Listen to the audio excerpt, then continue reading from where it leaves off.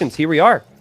Here we are in the final series of group stage for LaaaaaN and for JorDan in what has been the most interesting, Group C. It's a little bit simpler in terms of what can happen for these players. For JorDan, with a good series today, he could move into the third place spot. He does have to wait upon the results of freaking Andy and Barrels, but odds are good that JorDan could go third place and then go playoffs. He is not going to be relegated regardless of results today. And, well, for LaaaaaN, it's simple but sad. He is relegated. So he just has to hope to have a really good series and get $40 per win, because that's the possibility here. Yeah, and obviously you don't want to go down 0-15, right? It just feels like we even on stream did the math. Like financially, it would have been even better if he played Gold League last season or this season. Yeah, obviously a great player that was considered to be top 10 in the world at some point, but now working full-time and tough to compete with the very best in the world. The level has increased so much over the last 3 years. Yeah, and from what I know of LaaaaaN, like, I have seen his talent this season, but I just haven't seen any prep, right? And that's been the theme. It's like, if you're a player who comes from gold to platinum, you need to have practiced a little bit and had a map or two that you have a really strong vision on. And for all the players that really struggled, I haven't seen it. Lix, I think, is an example of a player who I don't think practiced very much. LaaaaaN, also another one. And to go like maybe one step further, I'm really excited to see him play later on. Vivi, you know, I haven't seen, even though he sagged 2 wins in that group, a ton of practice really from him there either. But yeah, JorDan's gone Turks. It's Portuguese for LaaaaaN. It was LaaaAN's very first Civ pick. And neither of these players really scream arena type maps to me. So I'm excited to see what they do here on Zawal, Nilly. It is actually crazy how I never give JorDan credit for his arena playstyle. Every single time I say, oh, wow, why is he picking arena? He's not great on fortified clearing, on hideout maps. And somehow he keeps consistently winning them. And I'm not sure if I'm not understanding how JorDan thinks, or if he's just way, way, way better than I give him credit for. Well, he has really clean macro, and I think when I've seen JorDan break players who play on these arena-style maps, he's always breaking the guys who go for the low eco type pushes, right? I remember a game where JorDan played Andy. It was the series where Andy was winning 2-0, and then in the third game it was Zawal. And it was actually Portuguese for Andy. I think it was Aztecs for JorDan. But, you know, there was a point in that game where it just looked like inevitable that Andy was going to push and that Andy was going to win with the fast imp. But JorDan had such a big eco lead, it just ended up making a ton of Aztec skirmishers and, you know, pushed back all the, I think it was organ guns and monks that Andy had. So you are right. It's like a little deceiving because JorDan doesn't really play like good arena players plays. But I think it's his consistency with his decisions and his macro. I would really be interested to see like a Draken versus JorDan best of 7 on arena. I couldn't really tell who I would favor there. But result-wise, it kind of has to be JorDan. Yeah, I agree with you. Yeah, JorDan's been really clean. And, you know, there was one series in this season where I was really concerned for JorDan, and that was the very first series. Him getting 3-0'd against Hera on paper wasn't necessarily the craziest thing because he's historically had a pretty bad run against Hera the last couple of years. But it was just how bad the strategy looked, the confidence, everything. It just wasn't there. And then, you know, that week transpired. We said what we said. Oh, no, worrisome times for JorDan in a tough group. And then it was a couple days later. JorDan's home from work because he's working full-time now. He's not full-time age. And I saw him on his stream, and he was just 8 times speed zooming through games, Nilly. Just zooming through the game. What happened in this game? Zooms through. Okay. Next game, zooms through. And ever since he did that, it's like, I have never had any questions. It's like JorDan just needs to know what's working, what have people been trying, and then you can make good decisions. And that, as a tournament host, Nilly, this is why I get so frustrated with some other players. That's all I ask. You don't even need to put in practice games. I think if you are at this level, practice games help, but like just see what's working and what's not, and it just informs your brain. It fills you with knowledge And Jordan has used that knowledge really well. So I think that's why he's in a good position to potentially go playoffs. And if he gets to the playoffs, could beat anybody. Yeah. That's actually true. The thing is, JorDan still widely considered as potentially the best player that has never won an S tier 1v1 tournament. Probably together with MBL and Villasa, those three. Villasa, yep. Crazy. Yeah. And I think in TTL, he has a really good chance of going deep. But thinking ahead more, I'm already scared for him when it comes to Warlords, because then he needs to relearn everything again, because we will have lots of wild maps then. Yeah, that's true. 9 villager start, which tweaks things. And it's not a group stage format, right? I think the group stage, big names have been able to relax a little bit more because they're like, I can have a bad week and then I can just recover. Whereas in any type of like knockout format, you really need to be more on top of it.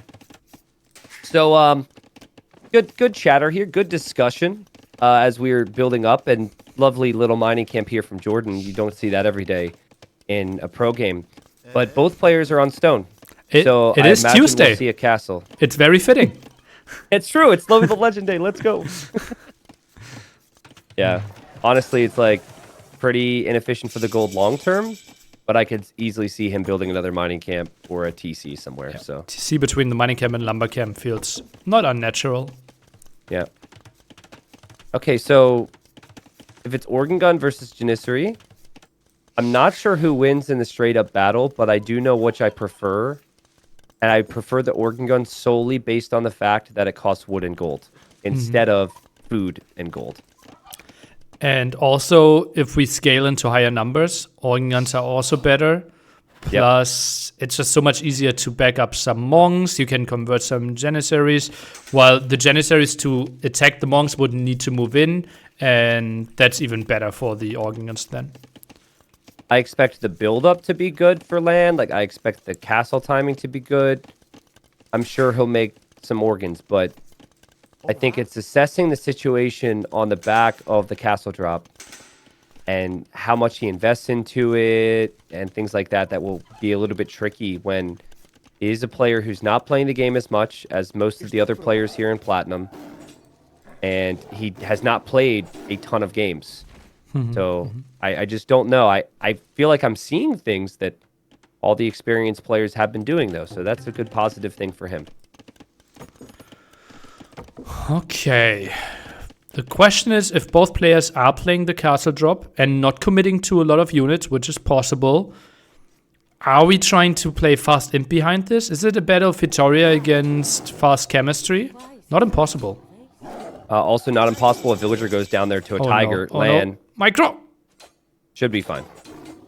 Pui. That would have been rough. Yeah, I mean, like, it's kind of interesting in the fast imp conversation, right?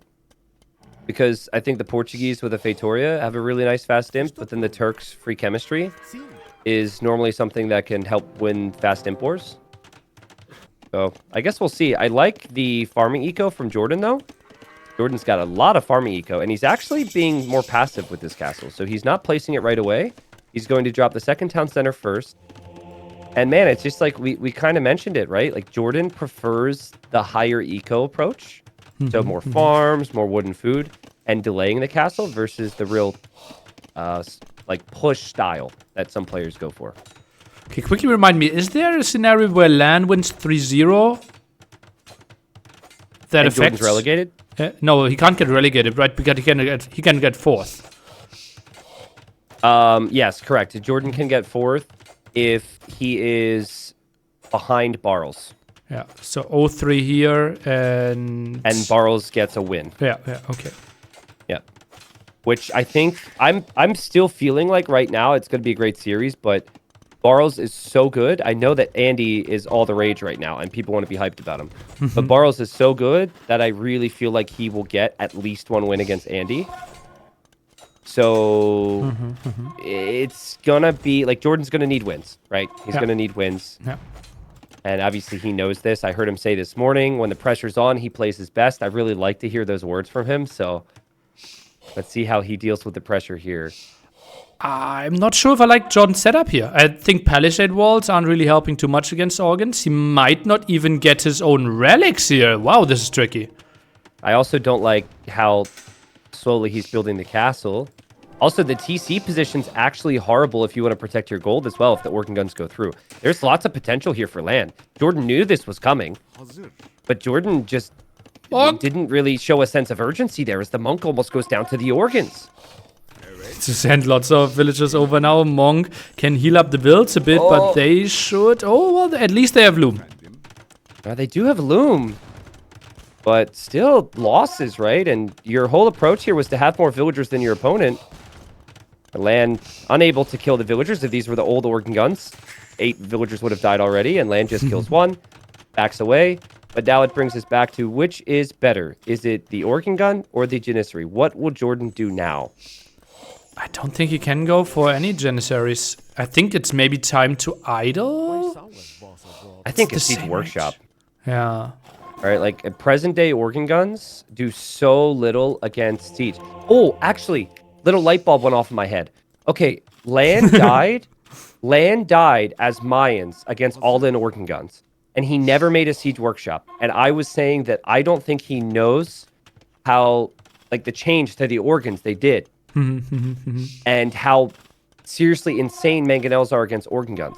So if he sees a mangonel, I think he might end up learning that today. Because it could be seriously strong. And I'm surprised JorDan isn't even added it. Because even 10 organ guns can't beat a mangonel with a couple of villagers repairing it right now. It's obscene. Well, both units were so incredibly dominant on arena-style maps that both got changes, right? Damage reduction here for the organ guns and range reduction for the Janissaries. So certainly 2 changes. And finally, JorDan adds the Siege Workshop. Yeah, I can tell LaaaaaN. I mean, organ guns were changed a lot too, because I think they used to do way more damage versus buildings. That might just have had to do with the damage change in general. I will say this, like, how organ guns feel right now, I know it's probably because of how good they were before, but it still feels very awkward to see this many organ guns attacking a house and not be through already. It's so weird. Okay, this is interesting. Like, that one mangonel needs to be a hero. Oh, yeah. Redemption. Redemption cancelled. Goes for Sanctity instead. I think he cancels so he can get Redemption after Sanctity, maybe. That could end up being important here. Monk's coming forward. With Redemption, LaaaaaN would be able to convert this mango. They're in a stack, and they're going to get completely destroyed. Look how bad they are against the mangonel. I don't think LaaaaaN knew this. Loses 2, and no damage done to the mangonel. Look how weak they are. One more shot, and that whole group's dead. Ridiculous. Not giving it the next shot, though. Yeah, maybe you got to repair this. It feels like LaaaaaN, since he is 1 TC, really wanted a forward castle with this. He has to be careful now where he places that forward castle, but at the same time in your mind, when you're going forward, you really want it to hurt your opponent when it goes up. Wow, JorDan even a 3rd TC, that's so ballsy. Wow, I think very greedy. 2 is already like the, whoa, wow, okay. He wants to have a strong economy approach, but if you face an all-in, typically you're trying to hold. Yeah. Well, there's going to be the castle for LaaaaaN. We'll see if LaaaaaN can imp behind it. JorDan investing into villager production out of the 3 TCs would probably be the risk. He's not doing it, though, Nilly. He's using the market. He's going to click up to imp. I hope he uses the back TC and not the one that's being castled right now. Wow. Now LaaaaaN starts to try to buy himself imp as well. It will stay on 5 versus 1 relics for quite some time. Maybe 5 against 0. Okay. So my thing is how effective are the organ guns going to be in this scenario long term?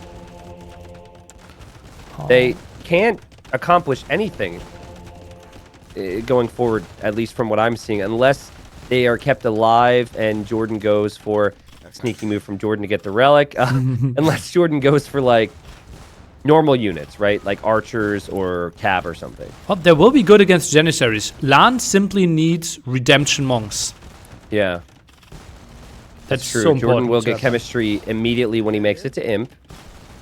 So he adds another siege workshop, planning for bombard cannons. He still has gold, still has stone, has plenty of food. Res collected right now. Jordan is ahead.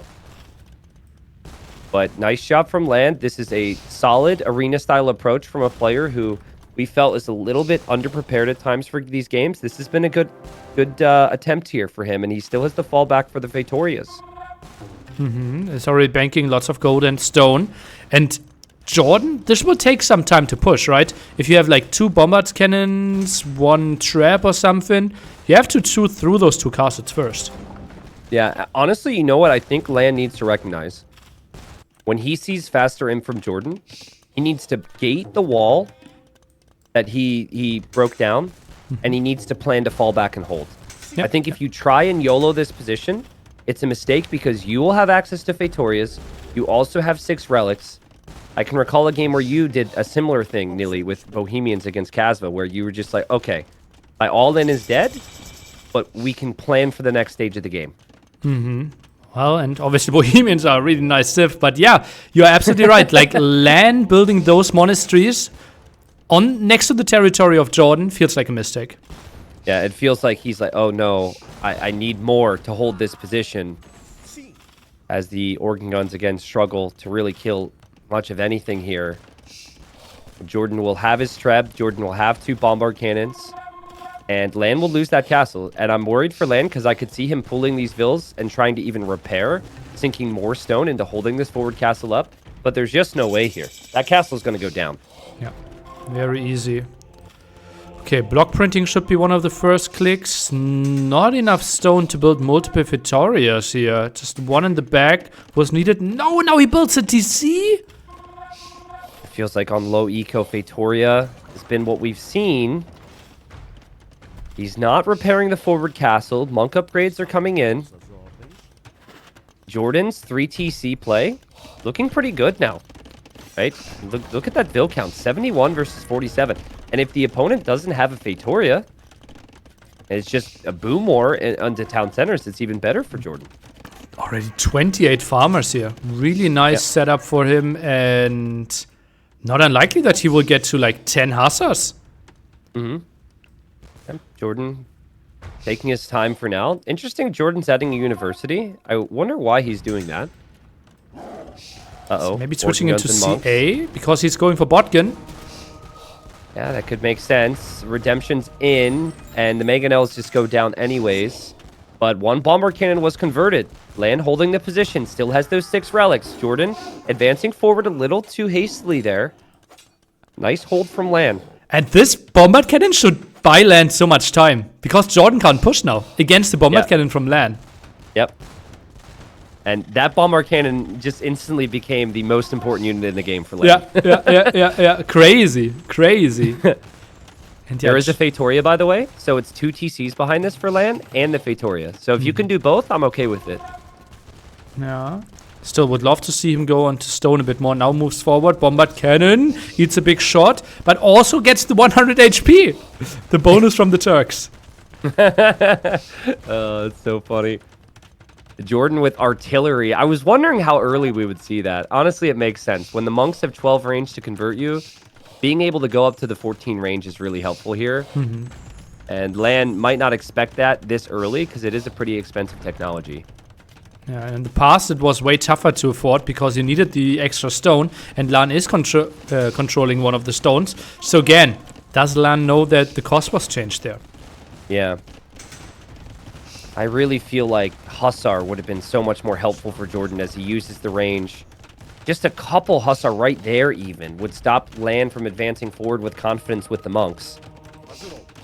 But I suppose if he doesn't lose the cannons to the monks, because his micro is good, which it has been, DA is probably your best long-term unit with the Turks, so it's still not a bad thing, and you can always go for the Hussars later. The upgrade is free.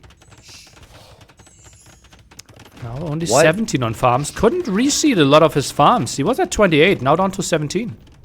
Yeah, I would have had auto farm on.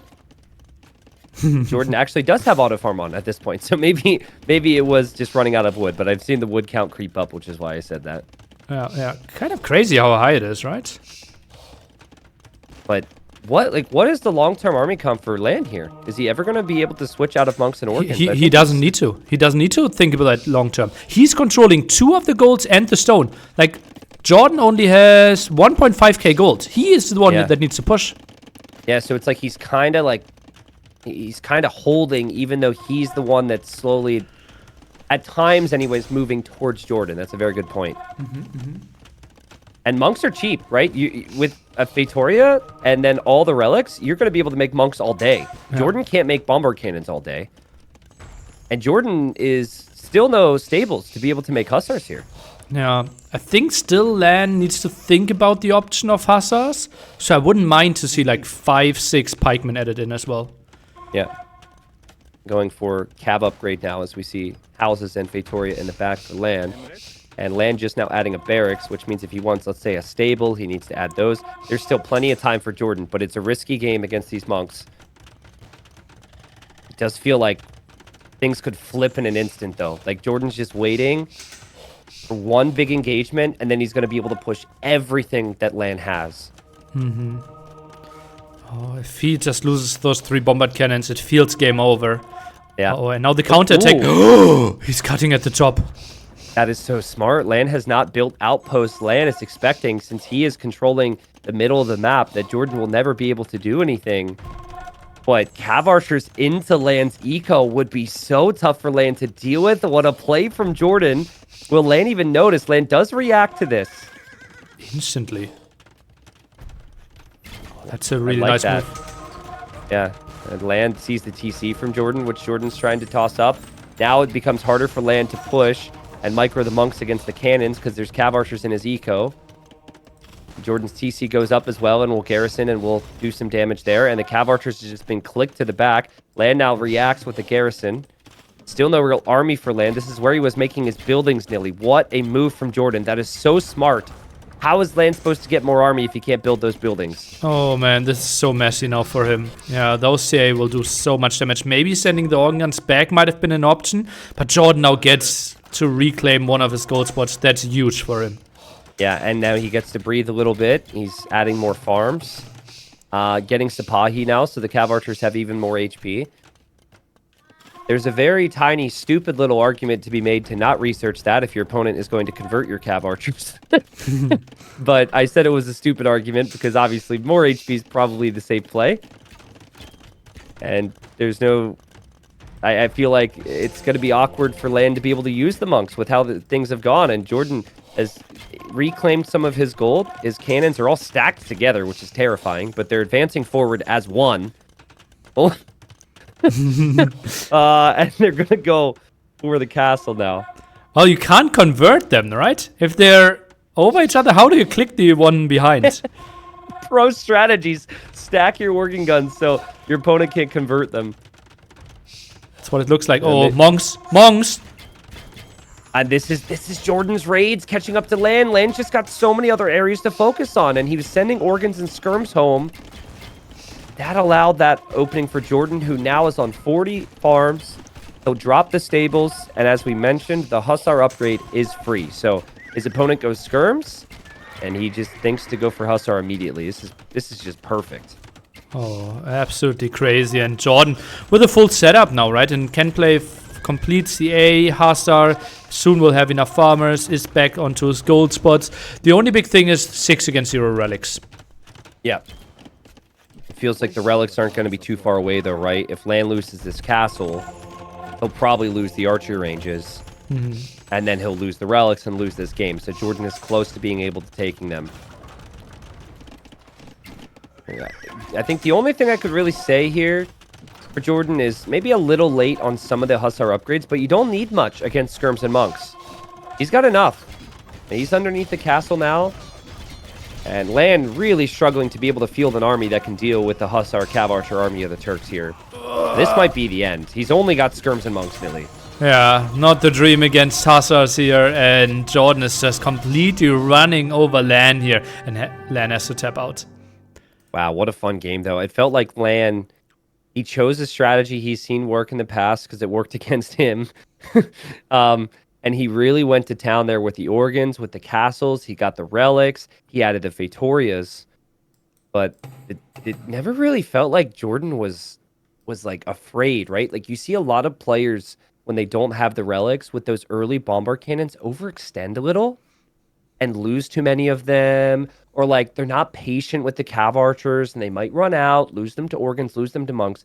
Jordan just kind of felt like his game plan was solid. He could wait and he could build up slowly. And the slow buildup gets the job done. And it's back to what we said about Jordan at the start. He's actually really good against heavy pressure on arena maps.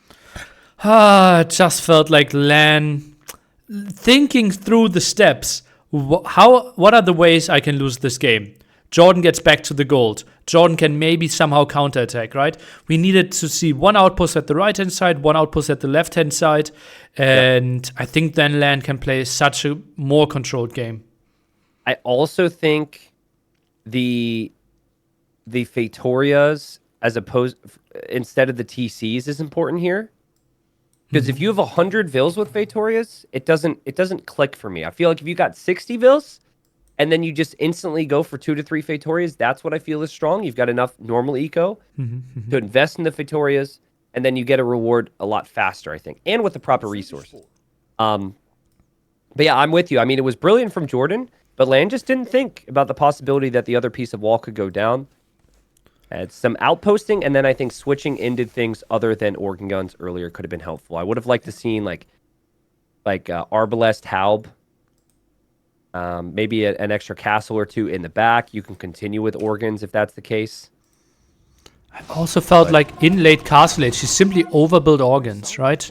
If we think about the one engagement against the Mangonel there, he had 15 organ guns and 2 more in the queue. And he obviously gets countered by one single Mangonel. Yeah, agreed. I think, but like the explanation for that is simply, I don't think he realizes. I think a lot of people who are watching us right now didn't even realize just how bad organ guns are against Mangonels now. Because in the past, like 4 organ guns take out the Mangonel, no problem. Yeah. So it was just such a big change for a player who hasn't been playing as much and who doesn't normally play that type of style. I think that maybe he just didn't know. And we also got to say, you kind of got to know. Top 24 in the world, it's got to be something you have to know. But maybe he did, and maybe he thought numbers were needed. JorDan happy with the victory, but will want more now. Indirectly putting on more pressure on Bals now for the set afterwards. Yep. Yeah, and then I mean, it's beautiful, Nilly, that we get to close out all of Group C today. I was worried that, I mean, it's been tough to get all the games in. There's been so many games and players have things going on and trying to schedule the proper times for live, Rex, etc. But I was a little worried that things would be a little disjointed on the final couple days. So to close out Group C today and then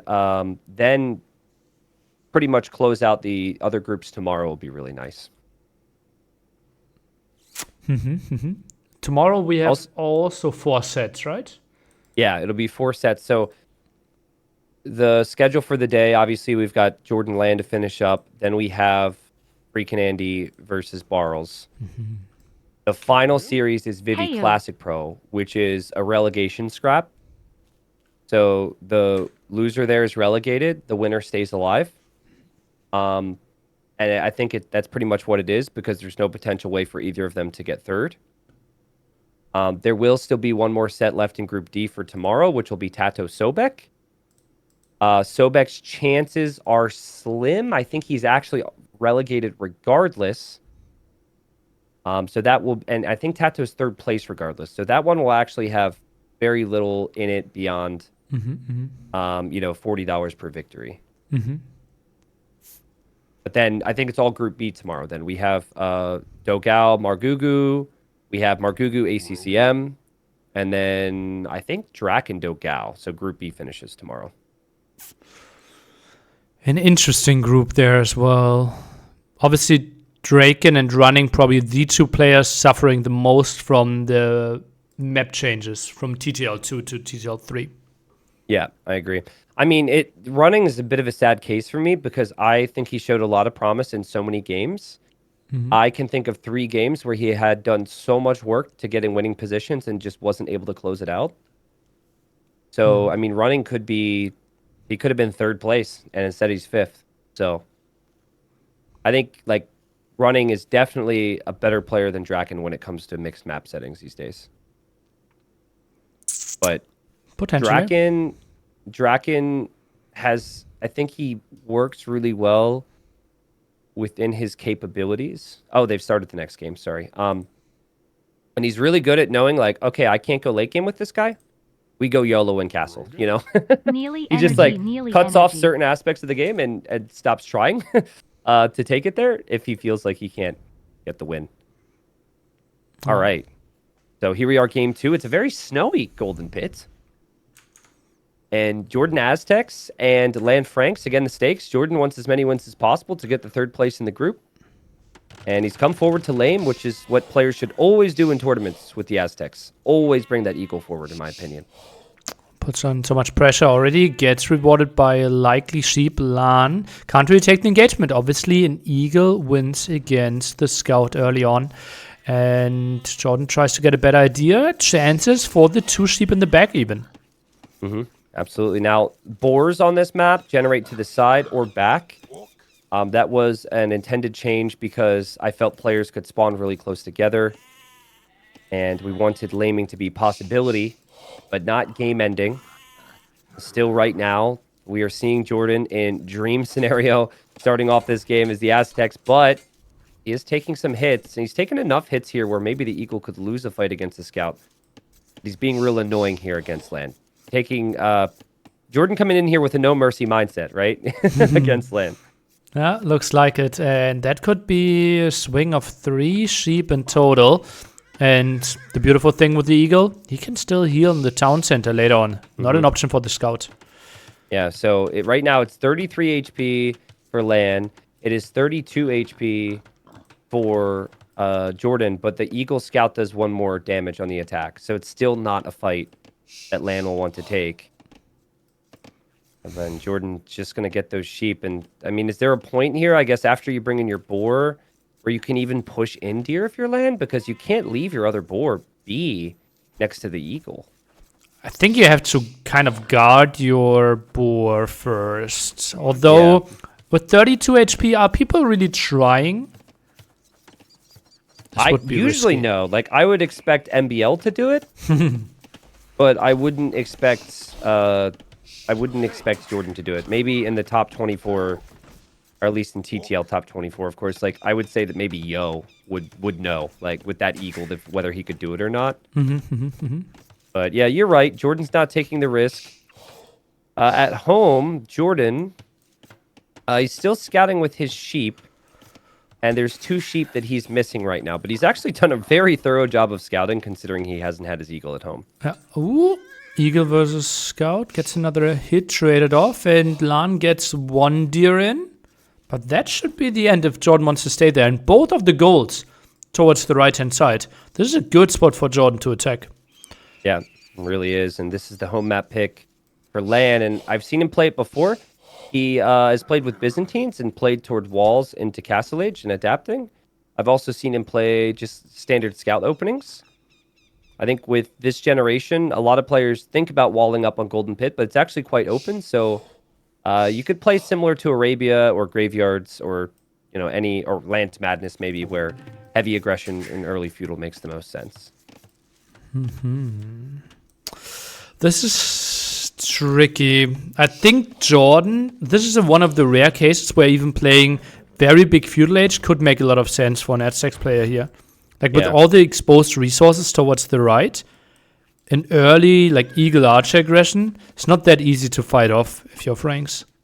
Maybe Man-at-Arms Spearmen too. Like, I know we're seeing Man-at-Arms a bit less frequently these days, but so strong against Franks. Yeah, especially with those open goals. I actually think this is one of the best chances to see Man-at-Arms. So, small side note here. I want to hear your thoughts. So, some players right now, playing Arabia on the ladder or whatnot, having conversation about how Man-at-Arms is a dead strategy. It's not as successful, right? Not worth the investment, which is a really interesting meta shift because a year ago we saw it all the time, right? I feel as though a large reason that we do not see Man-at-Arms as frequently when it comes to at least ranked games, right, is because 99% of players play by the I won't lame you honor code. And so there's no reason for you to go get your sheep that are on the front right away. There's no reason you can't just leave your sheep that you scouted with one sheep over there for 3 minutes as you push in all your deer, right? Like, you could get the really fast up times, and you can go for the nerdy little fast archer builds or scout builds because everything's going to go perfect for you every time. Do you think that's a big part of it? Like, what are your thoughts on that? I'm not necessarily saying I want anyone who's 2K plus who plays me next time to steal my boar next, but I feel like emotionally I've actually got to a point where it comes to like ladder games and whatnot, where I would like to see laming be a little bit more common, actually. I think those are two very different thoughts. Like, I don't think laming is that much related to why Man-at-Arms can't be played anymore. Okay. I think the main reasoning is simply people got better in quick walls, small walling is more common, uptimes are better, and therefore Man-at-Arms simply have less of an effect. And the problem is, if you want to lame and if you want to steal 2 sheep, you aren't pushing your deer, right? And if you take away 2 sheep, but your opponent instead is pushing 3 deer, it's still even, and you took the risk. Yeah, that's a good point. Yeah, and then there's, of course, you take the risk if you lame, and you don't necessarily know what you're going to get. I mean, at least in this case, right, JorDan, he went forward, he found some reward with the sheep, and even still, he stays home and pushes in a deer first. So I think we will actually see quite a bit of walling. A little awkward for LaaaaaN here, because, you know, he could have maybe walled to the edge of the map, maybe towards the south, and his gold will still be exposed. But when you're going for a scout opening, you really just want your wood and your food eco protected. And with JorDan not having any real type of offensive presence in early feudal here, I feel like he's going to be able to get those walls down. Yeah, it feels very likely that this will actually be a more passive game than we initially anticipated. I also think that Man-at-Arm play could potentially be better in 9 villager start, because you have less time to scout, and therefore it's not the guaranteed, okay, we both push in our deer scenario. Yeah, I mean, no, in my experience with 9 villager start, because there's less time to scout, players don't take the risk to scout. They just stay at home every single time. I think it might even be less in 9 villager starts. Ooh, but isn't Man-at-Arms then becoming better as an option? In theory, yes, but every player's just going to push all their deer and just go for...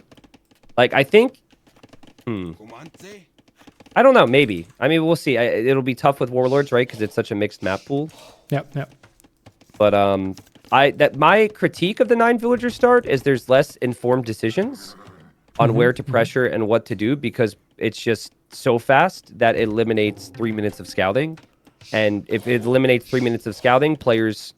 ironically, will maybe opt to play exactly like we're seeing here, where they just say, well, we're just going to wall up and play safe before we make any real decisions. But wasn't that the early approach for 9 villager start? I think nowadays you start with so much line of sight around your town center that you're basically gaining back 1.5 minutes of scouting time, or 2 minutes. Yeah, even. maybe. That's a good point. I don't know. Yeah. I'm only thinking based on tournaments I've seen, and like, it's been a bit as well. Meta, you know, the way players think about the game has changed a little bit. JorDan goes into the TC here. Risky. It feels like even if he got through with one archer and the spearman, he wouldn't have accomplished much back there. So loses a unit, and now doesn't have a unit to annoy the gold. So, you know, are you surprised? Because you looked at the map for LaaaaaN and you thought that would be an area for JorDan to pressure. Are you surprised at how passive he's been here? Well, probably didn't identify that enough, or felt like, yeah, he didn't scout the second gold. And maybe felt that then if he scouts the second gold, you're more actively thinking through it. But actually, he scouted all the other areas. He knew that the gold wasn't there. So I would have expected a bit more of an aggressive play, but JorDan, maybe fine. Just use the market, and it's not the longest distance to go for a big eagle pressure. Well, you know, it is just... I feel like Aztecs, my weakness as a player with them is really Dark Age and Feudal Age. And then if you get to Castle Age and the game's even, or even if you're slightly behind, you always have the potential to bring it back.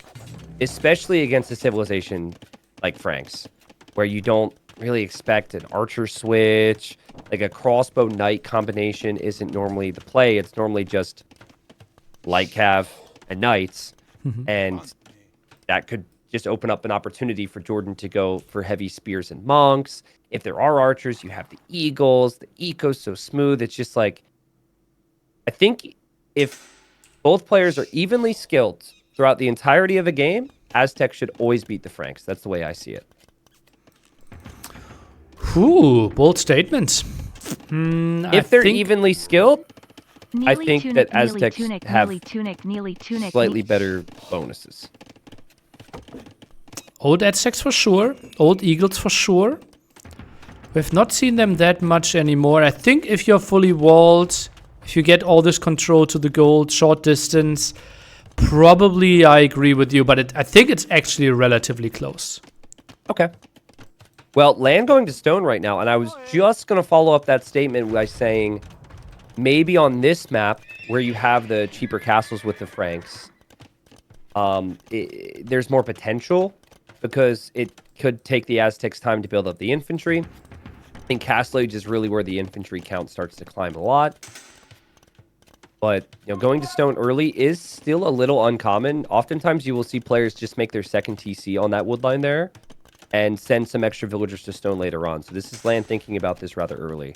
Yeah, I'm really surprised. Sends a fourth villager? Or no, that one is going for gold. Yeah, very rare that we see 3 villagers in feudal age here. Obviously don't need to collect that much gold, but might be more.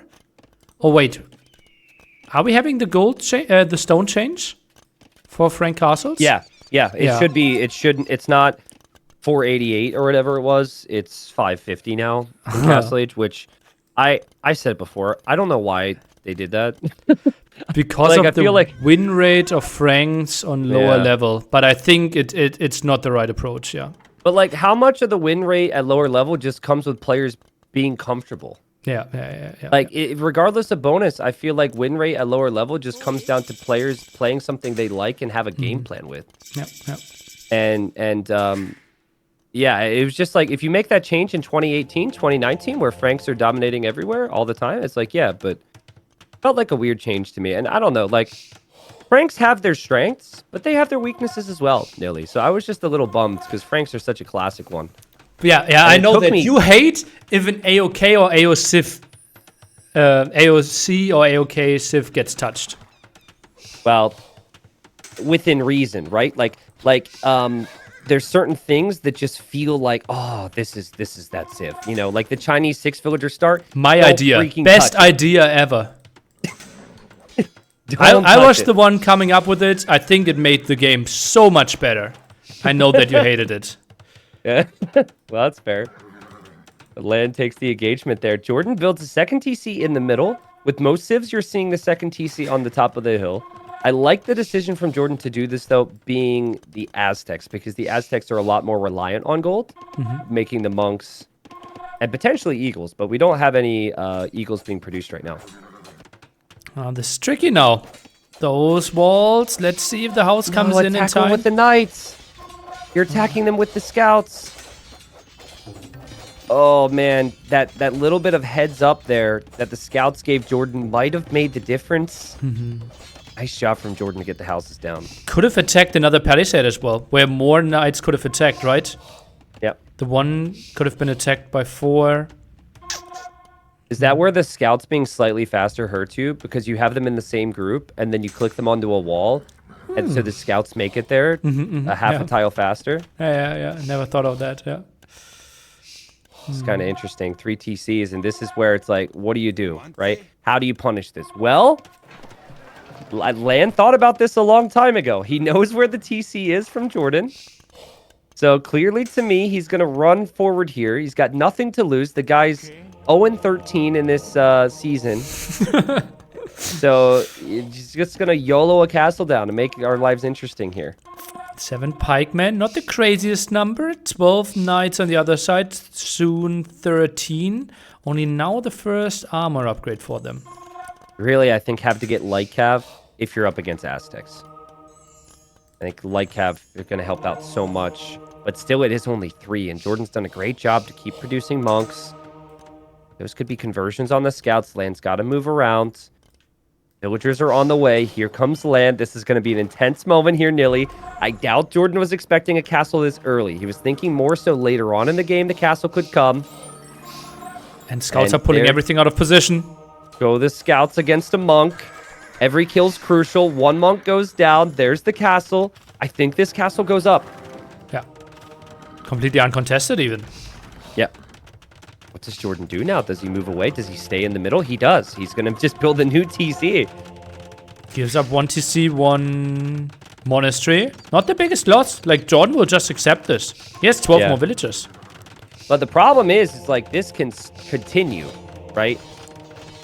And then eventually you might not end up having any access to gold. But I suppose with more villagers, you can now build up an army to maybe stop the next castle.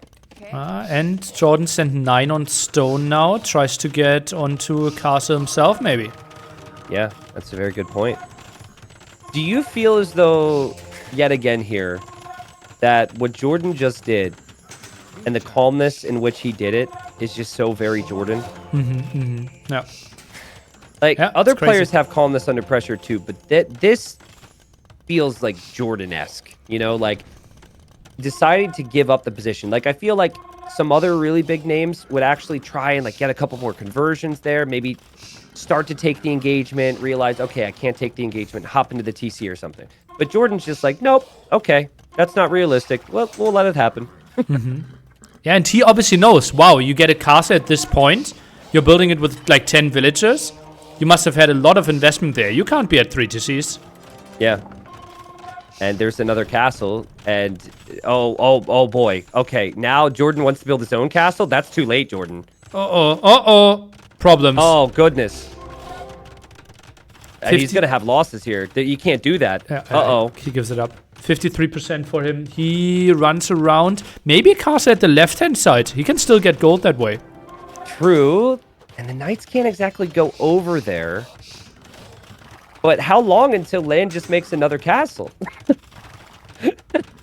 Here go the knights. Now, the knights are going to head over there because they see this. JorDan has to have his monks prepared.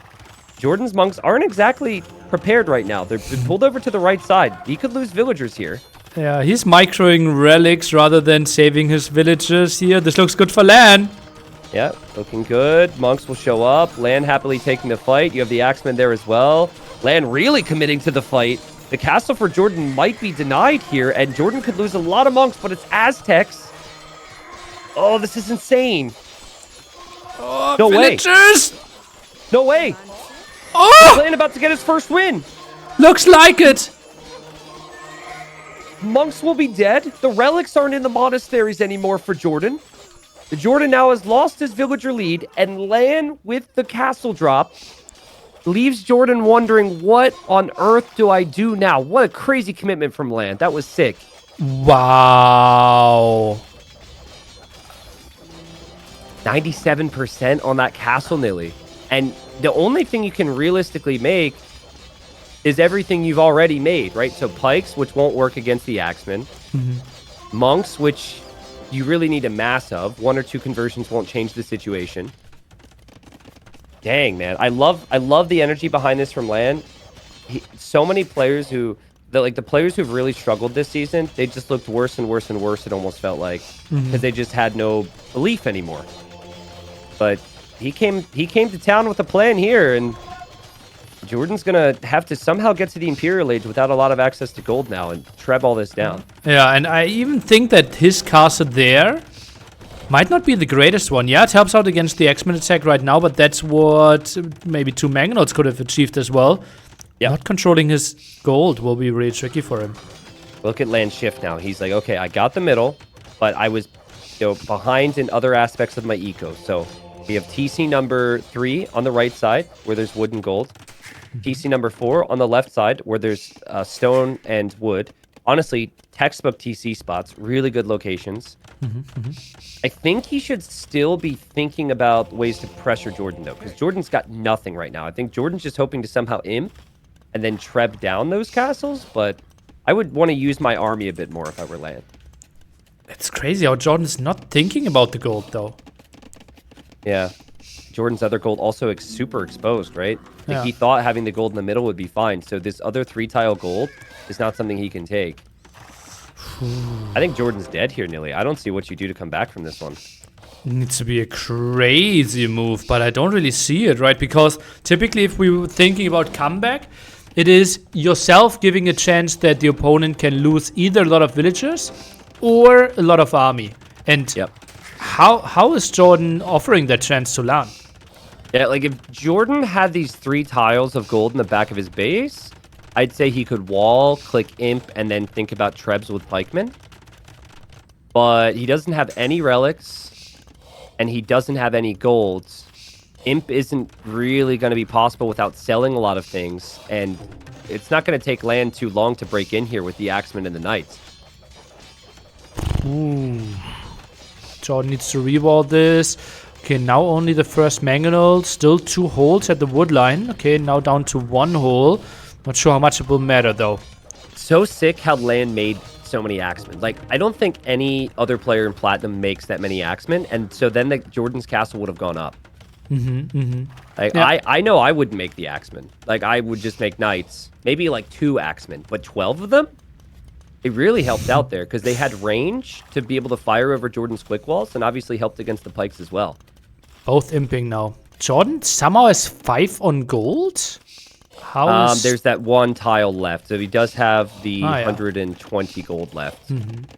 Also, it really hurts that he couldn't save any of the relics, right? LaaaN has 3 now from the Yeah. center. If JorDan Yeah. could have saved 2, that alone would have given him so many traps. Yeah. He was definitely doing a lot in that moment where he was adding, he was like pulling his monks and the relics away as he dropped the castle. And I think in Jordan's mind, he thought, I'm going to move my relics somewhere safe, and I'm just simply going to use my pikemen to defend the castle. And then when the pressure came in, I think he realized, wait, I can actually have this castle be denied. So then he needed to drop the relics to try and convert. Yeah, he was juggling the relics way too much. Monks completely out of position, and that made it so easy for LaaaN to close on the distance, deny the villagers. Look at the Axemen go. Axemen go brrr here. And so this is actually really nice. It's kind of funny how we talked about, why did they make Frank castles more expensive? Well, now there's 5 castles for LaaaN. But I mean, think about what you can do here. You could make Trebs out of the castles on the hill, and then you can make Axemen out of the castles in the middle. So normally there's a weakness if you go unique units, that you're not really able to go Trebs and unique unit, but with this many castles, it feels very realistic LaaaN could continue with the Axemen. Yeah, and like, how is JorDan saving his castles? Like, he will maybe get to 3 traps before he loses both his castles, Yeah. and that will be it till the end of the game, basically. Yeah, absolutely. LaaaN's economy is looking so good. Look at that farming eco in the back. This is the player that we knew was locked deep down inside of him, you know, coming into this season, and he's shown it here. Picked a map which was open and a bit aggressive. It didn't play out very aggressively, obviously, at least in Feudal Age. Oh man, Axeman raids. Not what I expected to see today. True. And what's the answer to it? Is it skirmishes with Bracer, non-elite? From what I know, skirms don't do much damage against Axemen either if the axes have full upgrades. Well, with Adel, we can start to dream a bit. Yeah, It's that's no true. natural armor. I think elite might have 1 pierce. Yeah, I really don't know. And you're right, Lado would be helpful, but JorDan still is going to need to free up the other side of his base here. He's using so much of his eco to repair that castle right now. Holy, he's going to run out of stone, though. So now 30 villagers don't have a job, and he doesn't really have the gold income to buy more stone. Yeah, look at that. It's also really rough. Wood and food price already not too pretty. And those Adel scums will be able to do some reasonable damage here. That's even pre-chemistry with 7 damage. Yep. We have bombard cannons coming out from LaaaN, who has 1,400 stone now, and he takes out Jordan's castle. and he has the bomber cannons to take out Jordan's Trebs. So I think, even if skirms became an issue, I think that LaaaN could always think about Cavalier now with no pikemen, or not many pikemen on the field, and not many monks on the field either from JorDan. We see a range upgrade for the X-Men now, an upgrade that we don't see too often either here. And yeah, the big question simply is for JorDan, like, yeah, he can maybe hold, but the next steps will simply be impossible. Wow, LaaaN was really thorough too. He found the other relics, so he has all 5. Ooh, nice. I think I would have been... I know you would have had 5, like, in Dark Age somehow, because you love your relics. Yep. But I think I would have just been happy with 3 and focused on everything else. But, man, I mean, I thought that maybe LaaaN would be able to surprise us a little bit today. I didn't think it'd be like that. And this actually has huge ramifications for JorDan and puts JorDan under a little bit more pressure for game number 3. Not a little bit, right? Baltz 2-1ing freaking Andy would not be a crazy surprise. Yeah. Wow, okay. Score 1-1. LaaaN gets his first win. Props to him for showing up to play today. I respect it. And it all was that snowball with the castles and then the fight. Tons of night production, tons of castle drops. 78 kills in that game for LaaaN. 18 deaths. Crazy. And what was that thing I said about how the Aztecs are better in this matchup? Well, if you build castles like these, civilizations don't really matter, right? But what you said is that LaaaN so far underperformed score-wise. That he deserves more than the 0-15 that he was kind of heading towards. And it's really good that in try number 14, he finally gets the W. Yeah, absolutely. And now, in case there was someone out there who hadn't seen LaaaN in his prime when he was spending a lot more time on the game, like so many of our pros, in case you guys never saw that era of LaaaN, you got a little bit of a glimpse of his potential there, because that was just clean the whole way through, from his castles to the army to the eco balance. It was almost perfection. So, next map then will be JorDan's home map, where he really needs to win to have a chance at playoffs. I think if JorDan wins this next game, odds are still really good for him, but obviously it will all come down to the Andy and Barles series. Yeah. Okay, so I would expect Incas. This is the worst map to step away for. I got to step away for just like 40 seconds, so hopefully they don't start right away. Okay? Okay. I'll be right back. I'll tell them to wait. But yeah, they didn't even launch the game yet, so if you can hear this over on Facebook, nothing lost so far. Now Lux is the only one with the 0-15. That is indeed correct. JorDan is guaranteed to not get relegated after winning 1 game and Ganji having 0. Yes. So situation now is JorDan has 7, Ganji has 6. So Ganji guaranteed to finish behind JorDan after 1 win. But the question is, will JorDan get 3? He just needs equal score to Baltz. So he needs either 2-1 and Baltz not winning 3-0, or if he ends up 1-2, he needs freaking Andy to win against Baltz, the set that we cast after this one. Lots of interesting scenarios.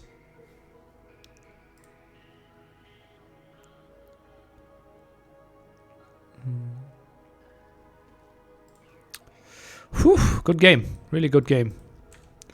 Really nice anticipation also that we had the 3 villagers that early on gold there, on stone there. Swift predictions. Mayans versus Incas. Oh no, Lithuanians versus Incas. That's my prediction. I have returned. Do you think Lithuanians Incas? Yeah. Okay. And do you think that be just because of the priority of the pick here for JorDan? I think Mayans and Lithuanians are pretty close. But since it's not unlikely that you face Incas, you kind of don't want to put Mayans against that. Okay. Yeah, I can agree that maybe Incas are preferred if that would be the matchup. Looks like they have launched. We'll be into the game. This will be hard to break down the early game because there will probably be a lot of laming.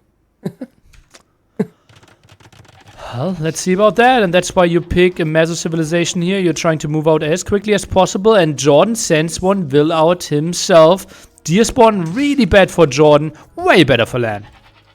Yeah, and you know, this is the map choice for JorDan. And JorDan, is he gonna find his elephant? Both players having their elephants around. Rule number 1 of Socotra, take your elephant right away. JorDan's gonna do that. And LaaaN, who went forward, can't see his elephant. This could actually be brutal for LaaaN. Oh no. JorDan needs this win here.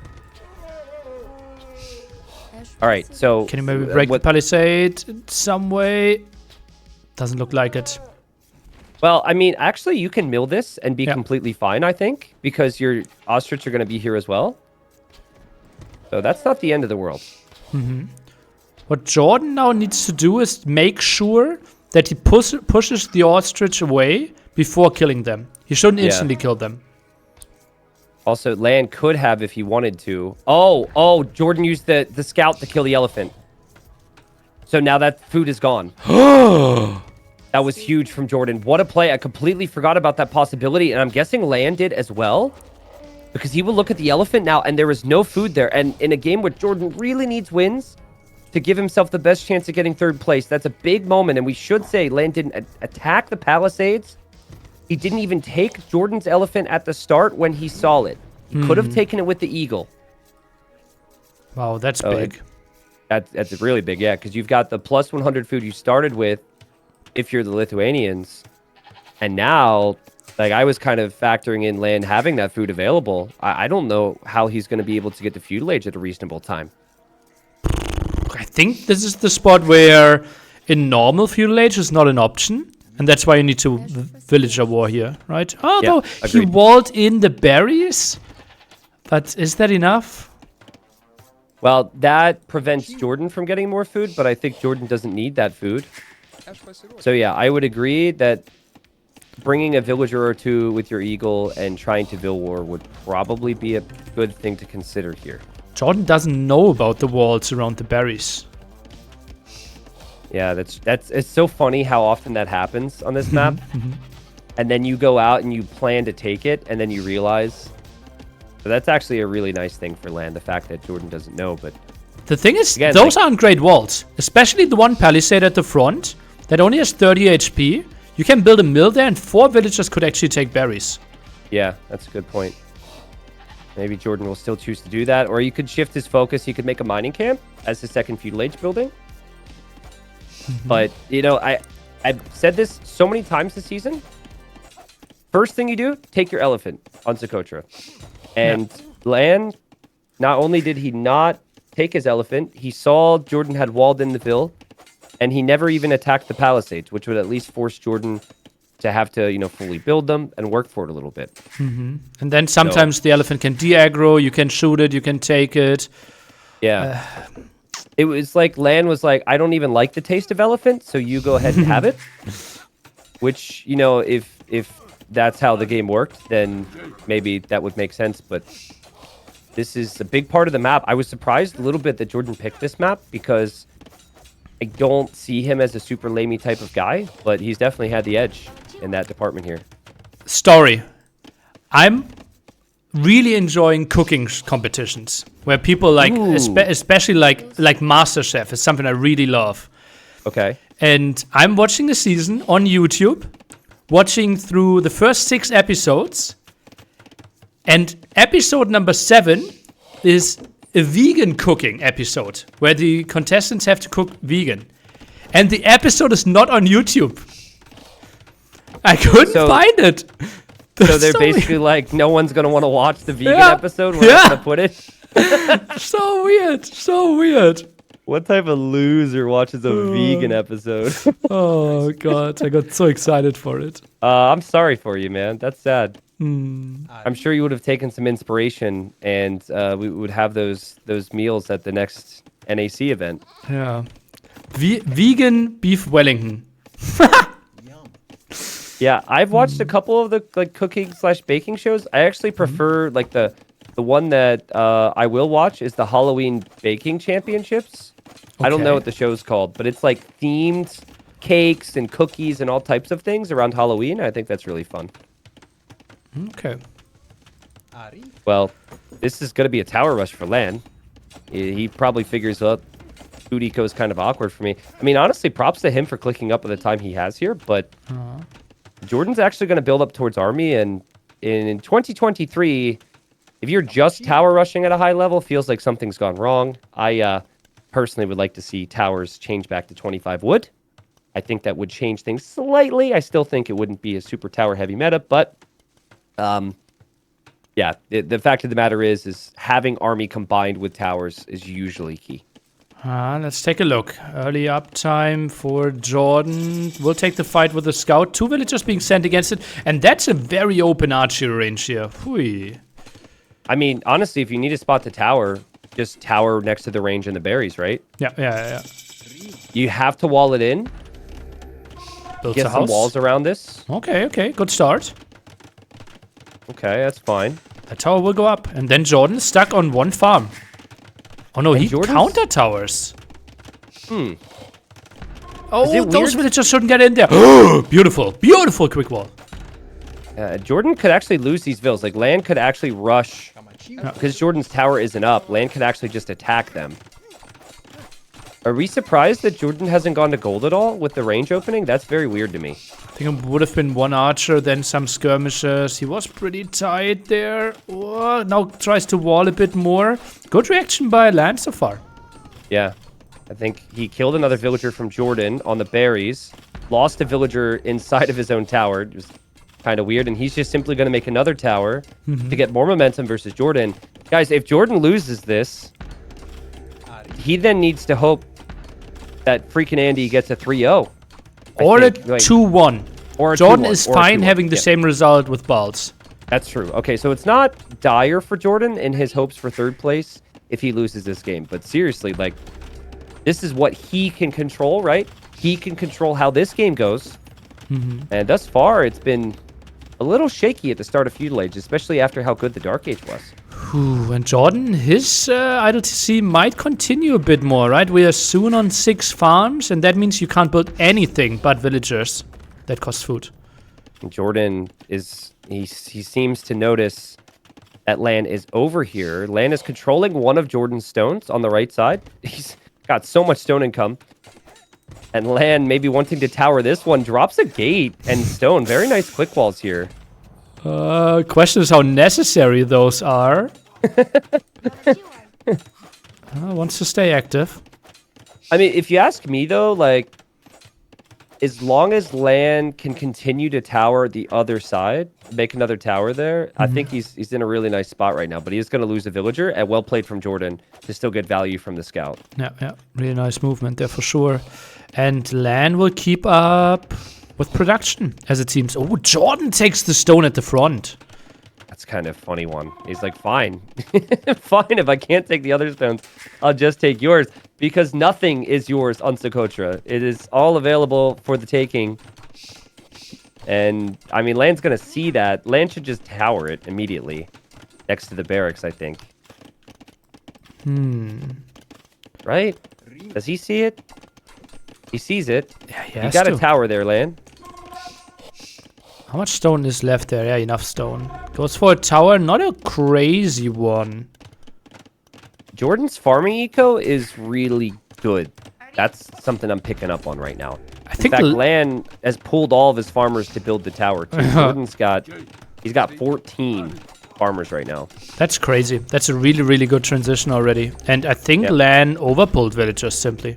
That could be some IDLTC for him now. And too many villagers moving around. Like, the idle eco stat doesn't really show the efficiency. The worker efficiency last minute has been lower for Jordan. Worker efficiency in general has actually been lower for Jordan. So I guess it depends on, like, what are you focusing on? I really like the food eco from Jordan right now. Yeah, that's really pretty. Also has a super safe gold in the back, I thought, but the tower actually went up there for LaaaN. Yeah. That's why JorDan needs to go into stone to counter tower the tower on the left-hand side. Can you imagine if LaaaN would have been on gold and could maybe make like a couple eagles right now? Just to start to get the ball rolling. That'd be so nice. That's why I felt like the tower was a bit in no man's land. A bit further down, it would protect the gold. A bit further next to the barracks, it would protect potential farms around the mill. Yeah. I mean, we've seen games before where not having food eco on this map plays a really big role, and that's, I guess, the beauty of the pros and cons of it, right? Each tower is 50 wood, which is basically a farm. And then it's the villagers, of course, building the towers. JorDan just hasn't had his villagers building things as frequently as LaaaN has. They've been working a lot. So res collected for JorDan, probably going to be looking better. Yeah, he's collected 500 more resources. Look at these skirmishers. It's just speedy skirms and a couple random spearmen for JorDan.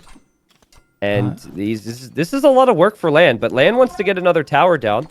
And he's going to place one right here on the stone. He wants to fully deny all of the stone and the gold that JorDan has available. Oh, that's not enough protection, though. Needed some more eagles, I believe. And those skirmishes with fletching, this actually helps out quite a bit. Yeah, if you weren't Lithuanians, the skirms wouldn't be easy to use. But because of the speed, it's actually working. And the Noboru rush doesn't work anymore. The armor on infantry doesn't apply to Incan villagers in feudal age. RIP. 1 military against 13 right now. Oh, man. And JorDan, of course, has a lot more to fight for as well. And villagers do pretty decent bonus damage against the tower.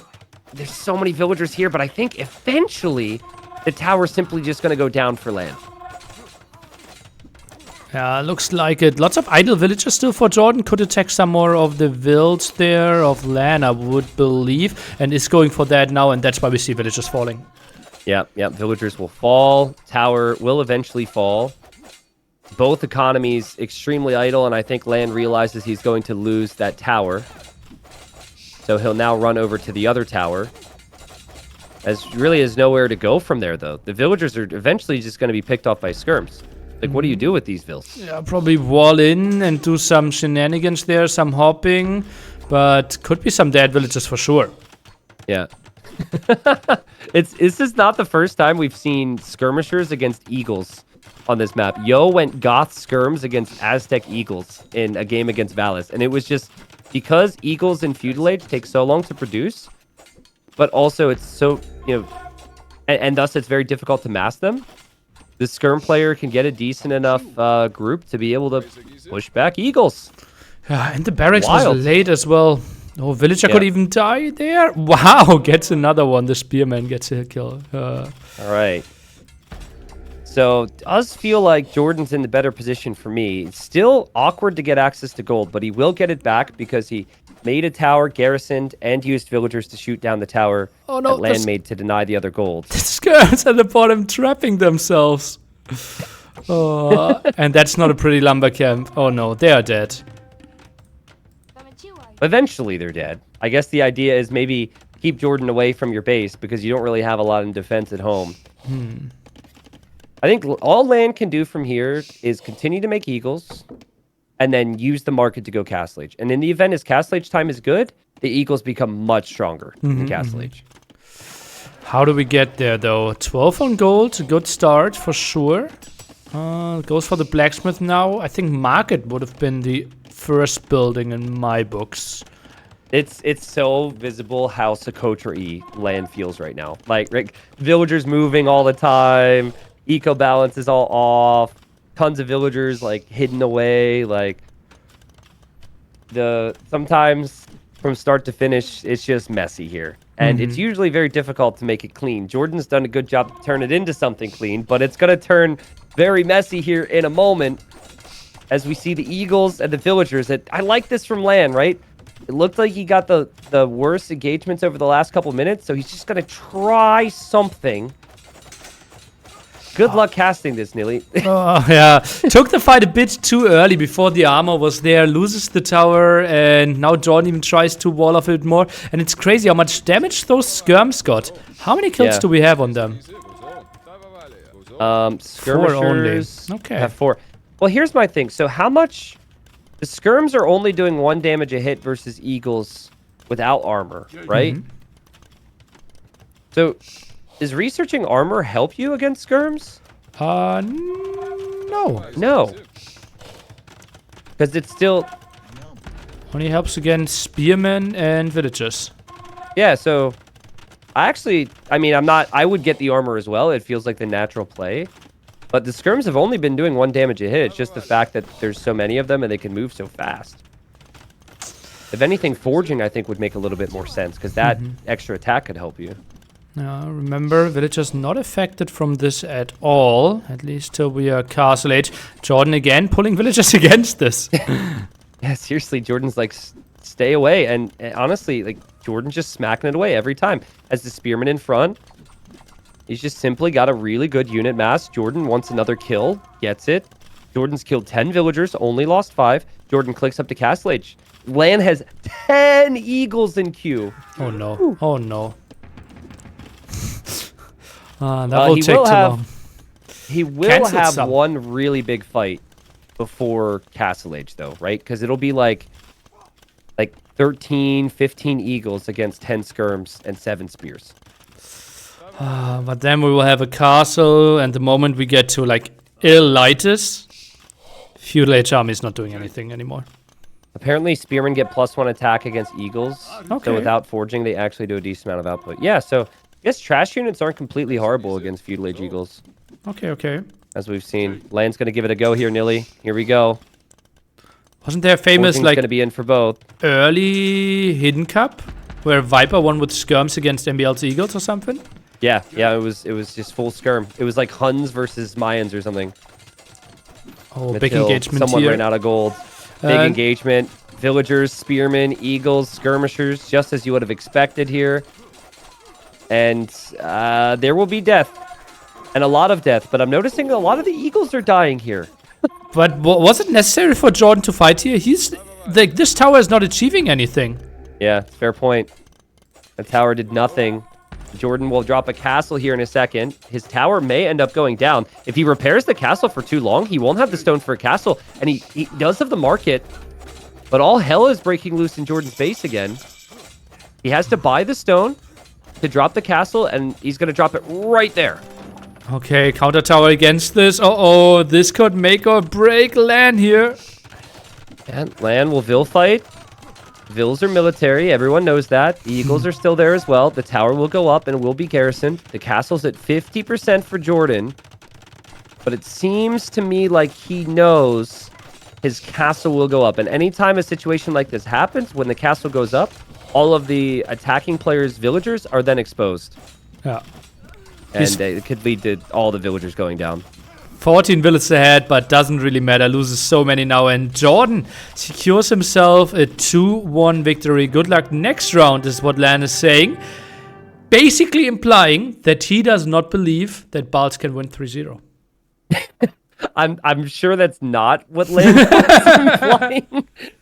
It's a funny thought, but that is important to bring up, right? With this result, JorDan now will go to the playoffs if Barles doesn't win 3-0 against Freaking Andy, which will be our very next series. Of course, we have the wonderful implications there too, where if Freaking Andy doesn't win 3-0, he will not be first in the group anymore. He will be in second place, of course, still going to the playoffs in this group. I really liked this series. It had a little bit of everything. The first game was not something I expected from the two of them. The second game, also equally unexpected with all the castles. And then this game here was scrappy. It was messy.